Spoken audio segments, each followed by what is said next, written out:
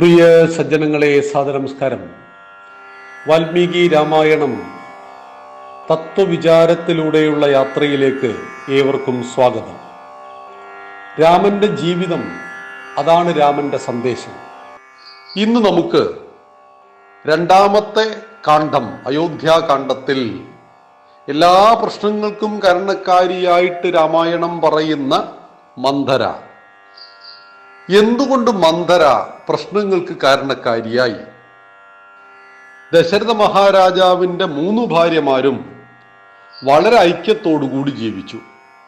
അവർക്ക് 4 മക്കൾ പിറന്നു. ഇത് എൻ്റെ മക്കളാണ് എന്ന് ഓരോരുത്തരും ധരിച്ചു.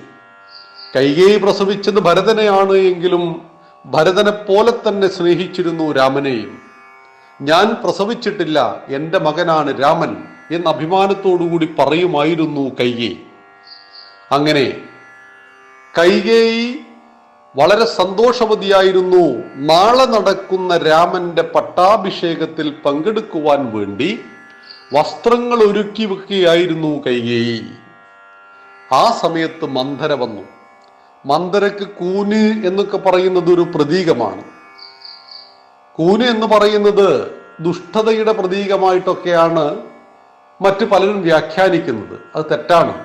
നമ്മുടെ നാട്ടിൽ ഒരു ശരീരത്തിൻ്റെ വൈകല്യത്വമായിട്ട് മാത്രമേ അതിനെ കാണാൻ കഴിയുള്ളൂ. മന്ധരക്ക് കൂന് എന്ന് പറയുന്നത് അത്രയേറെ ദുഷ്ടത്തരത്തെ പേറി നടക്കുന്നവൾ എന്ന അർത്ഥത്തിലാണ്. അല്ലാതെ സാമാന്യ ലോകത്ത് കാണുന്ന മനുഷ്യനുള്ള കൂനുമായിട്ട് അതിന് യാതൊരു ബന്ധവുമില്ല. മന്ധര വന്നു. സന്തോഷവതിയായ കൈകേയി ഏതാനും മിനിറ്റുകൾ കൊണ്ട് രാക്ഷസിയായി തീർന്നു. എങ്ങനെ?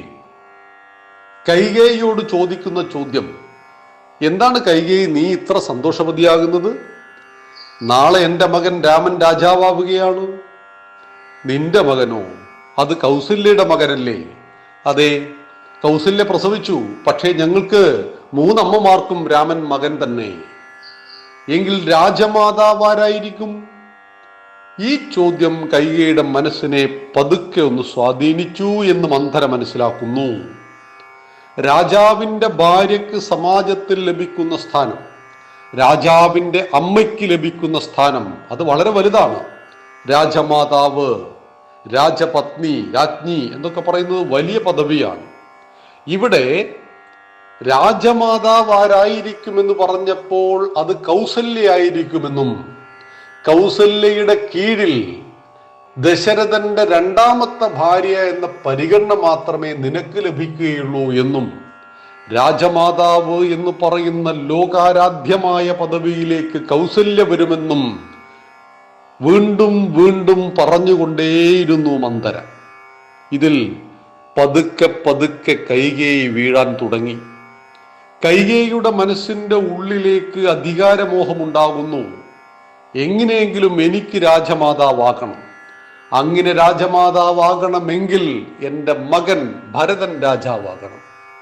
അപ്പോഴാണ് മുമ്പ് യുദ്ധത്തിൽ തൻ്റെ ഭർത്താവിനെ സഹായിച്ചപ്പോൾ സന്തോഷ സൂചകമായിട്ട് 2 വരങ്ങൾ നൽകാമെന്ന് അന്ന് ആവശ്യപ്പെട്ടിരുന്നു. അന്ന് കൈകേയിയുടെ മറുപടി ഇങ്ങനെയായിരുന്നു: ഭർത്താവ് യുദ്ധത്തിന് പോകുമ്പോൾ ഭാര്യയാൽ കഴിയുന്നത് ഭാര്യ ചെയ്തു കൊടുക്കണം, അതെൻ്റെ കടമയാണ്. ഞാൻ ആ കടമ നിർവഹിച്ചു എന്നതുകൊണ്ട് അങ്ങ് പ്രത്യേകിച്ച് സമ്മാനങ്ങളോ വരമോ എനിക്ക് നൽകേണ്ടതില്ല. ദശരഥൻ വീണ്ടും വീണ്ടും നിർബന്ധിച്ചു. അനാവശ്യമായ പണിയാണ് അദ്ദേഹം എടുത്തത്. ഈ സമയത്ത് കൈകേയി പറയുന്നുണ്ട് തന്ത്രപൂർവം, ഞാൻ പിന്നീട് ചോദിച്ചോളാം, അങ്ങ് വാക്ക് മാറില്ലല്ലോ എന്ന്. വാക്ക് മാറില്ലല്ലോ എന്ന് പറഞ്ഞപ്പോ ദശരഥൻ ഒരു സത്യവും ചെയ്തു. ആ കാണുന്ന സൂര്യൻ കടലിൽ പതിച്ചാലും ഇക്ഷ്വാകു വംശത്തിലെ രാജാവ് ദശരഥൻ കഴുത്ത് വെട്ടിപ്പോയാലും വാക്ക് മാറുന്ന പ്രശ്നമില്ല. അതവിടെ അവസാനിച്ചു. അതിശക്തമായിരുന്നു വാക്കിനുള്ള ബല. ത്രേതായുഗത്തിൽ ആരും സാക്ഷിയില്ലാതെ തൻ്റെ ഭാര്യയ്ക്ക് കൊടുത്ത വാക്കാണ് ദശരഥൻ 2 വരങ്ങൾ തരാം. ഈ വരങ്ങൾ ചോദിക്കുവാൻ മന്ധര ആവശ്യപ്പെടുകയാണ്. ഇപ്പോൾ ചോദിക്കണം, ഇതാണ് തക്ക അവസരം. ചോദ്യം 2 1, ഭരതനെ രാജാവാക്കണം. രാമനെ 14 കൊല്ലം കാട്ടിൽ പറഞ്ഞയക്കണം. എന്തിന് രാമനെ കാട്ടിൽ പറഞ്ഞേക്കണം? കാരണം ഭരതന് സ്വൈരമായി ഭരിക്കുവാൻ കഴിയണമെങ്കിൽ രാമനെ ഏറെ സ്നേഹിക്കുന്നു പ്രജകൾ. ആ രാമനെ മുന്നിൽ വെച്ചുകൊണ്ട് ഭരതന് ഭരിക്കാൻ സാധ്യമല്ല. ആയതിനാൽ ഭരതൻ രാജാവാകുമ്പോൾ രാമൻ നാട്ടിലുണ്ടാകരുത്. 14 വർഷക്കാലം അധികാരം നഷ്ടപ്പെട്ടാൽ സ്വത്തിന് അവകാശമില്ല എന്ന് പറയുന്ന ഒരു പ്രാദേശിക നിയമവും അതിൻ്റെ ഉള്ളിലുണ്ടായിരുന്നു. ഇങ്ങനെ ആവശ്യപ്പെടുകയാണ് ചെയ്തത്. ഇവിടെ വാക്കുകൊടുത്ത രാജാവ് അത് പാലിച്ചോ? പാലിച്ചു. ആ വാക്കിൽ നിന്നും രാമനെ രക്ഷപ്പെടുത്തുവാൻ വേണ്ടി കൈകേയിയുടെ പാദങ്ങളിൽ നമസ്കരിച്ചു ദശരഥൻ. കൈകേയി, എനിക്ക് വാക്ക് മാറിക്കൂടാ. കാരണം ഞാൻ ഇക്ഷ്വാകു വംശത്തിലെ രാജാവാണ്. വാക്കു പറഞ്ഞാൽ വാക്കായിരിക്കണം. ആരും സാക്ഷിയുടെ ആവശ്യമില്ല. വാക്കുകൾക്ക് വിലയില്ലാതായതോടുകൂടിയാണ് നമ്മുടെ നാട്ടിൽ മുദ്ര പേപ്പറൊക്കെ വന്നത്. വാക്ക് പറഞ്ഞാൽ മാറ്റി പറയാൻ സാധ്യതയുള്ളത് കൊണ്ട് അപ്പം തന്നെ എഴുതി വെക്കും മുദ്ര പേപ്പറിൽ 2 സാക്ഷികളും ഒപ്പിടുകളെയും. എന്നാൽ ദശരഥ മഹാരാജാവ് തൻ്റെ സഹധർമ്മിണിക്ക് വാക്ക് കൊടുക്കുമ്പോൾ ലോകത്തിലാരും സാക്ഷിയായിരുന്നില്ല. ഇതാണ് ഭാരതത്തിൻ്റെ പൗരുഷം. ഇതാണ് ഭാരതത്തിൻ്റെ വാക്കിൻ്റെ സത്യത്തിൻ്റെ വിലയെന്നറിയുക. അവിടെയാണ് തൻ്റെ പൊന്നോമന പുത്രനെ 14 കൊല്ലം കാട്ടിൽ പറഞ്ഞയക്കണം, അതങ്ങ് ചെയ്യണമെന്ന് പറഞ്ഞപ്പോ ഈ വാക്ക് പാലിക്കുവാനുള്ള ബാധ്യത എനിക്കില്ല എന്ന് ദശരഥൻ പറഞ്ഞിട്ടില്ല.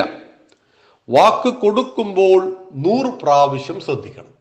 ഇതാണ് ദശരഥ മഹാരാജാവ് നമ്മെ പഠിപ്പിക്കുന്ന പാഠം. വാക്ക് പറയുമ്പോഴും വാക്ക് കൊടുക്കുമ്പോഴും എന്നെ കൊണ്ടത് സാധ്യമാണോ, എന്ത് ചോദിച്ചാലും തരും എന്ന വാക്ക് ഒരാൾക്കും കൊടുക്കരുത്.